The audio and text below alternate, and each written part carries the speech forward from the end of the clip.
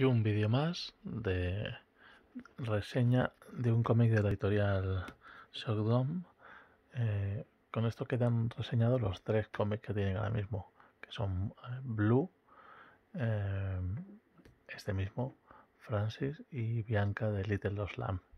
Los 3 son cómics de autores italianos. Bueno, en este caso Francis de Loputin, que es el seudónimo de su autora, Jessica Cioffi. Y en el caso de los 3 son obras donde prima mucho la parte gráfica, la parte del dibujo. Son claramente obras de gente que se dedica a ilustración, quizá más que a cómic. En el caso de los otros 2, aunque se nota que son ilustradores, la parte narrativa no se ve afectada. Este es el último, que es el más antiguo de los 3. Tiene unos meses de todas formas, es bastante reciente. A diferencia de los otros, que son un formato más habitual en cuanto a la edición, este tenemos un cómic con un papel rugoso, un papel poroso. Las tapas son porosas y rugosas. Es una decisión que queda muy bien porque el dibujo, que es como lápiz y acuarela o incluso lápiz y color dado en lápiz, queda muy bien, da un aspecto mucho más artesano al dibujo. La verdad es que es un papel que le va muy bien a esta edición y llama mucho la atención al verlo. En este caso es una historia de fantasía. Una joven aprendiz de bruja que la noche antes de la prueba en la cual se va a decidir si pasa a formar parte del círculo de brujas, realiza una invocación para preparar esa prueba. El dibujo es bastante bonito, aunque no destaca tanto como alguno de los otros 2 que hemos visto. Aún así es un dibujo muy potente, con un muy buen color, una muy buena línea. La narración es clara, no presta ningún problema al leerse, y la mayor parte es una lectura bastante ligera, la mayor parte de la historia.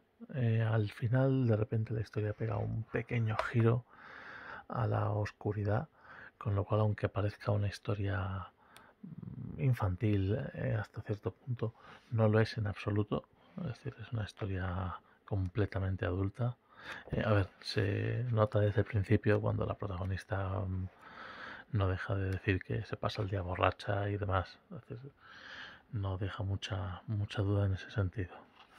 Pero el final da un giro mucho más oscuro a la historia y quizá un poco sorprendente, porque hasta ese momento no parecía que esto fuera a tomar ese tipo de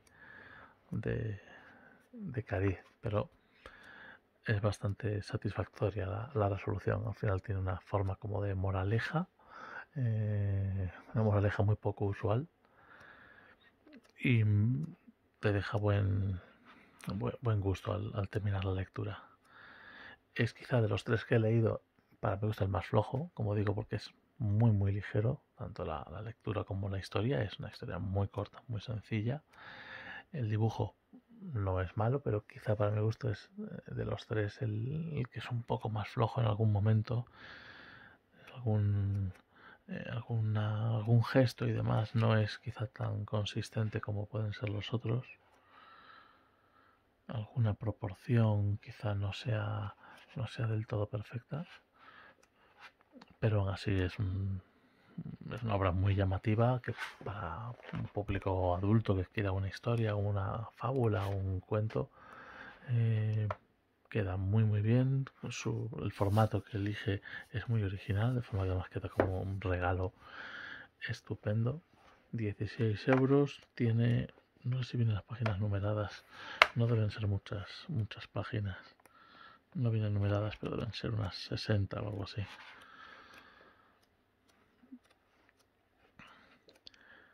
Como digo, quizá el más flojo de los tres en comparación. No es flojo en sí mismo, pero obviamente si hay interés por alguno de ellos, yo lo dejaría para el último lugar. En cualquier caso, para mí los tres me parecen compras fijas de las que no me arrepiento en absoluto haber hecho. Como digo, el último de los tres tomos editados por Shockdown y muy similares entre ellos los tres. O sea, obras con una parte gráfica muy potente y unas historias en apariencia sencillas e inocentes, pero siempre con un toque oscuro y retorcido sobre todo al final de la historia, quizá en los tres casos.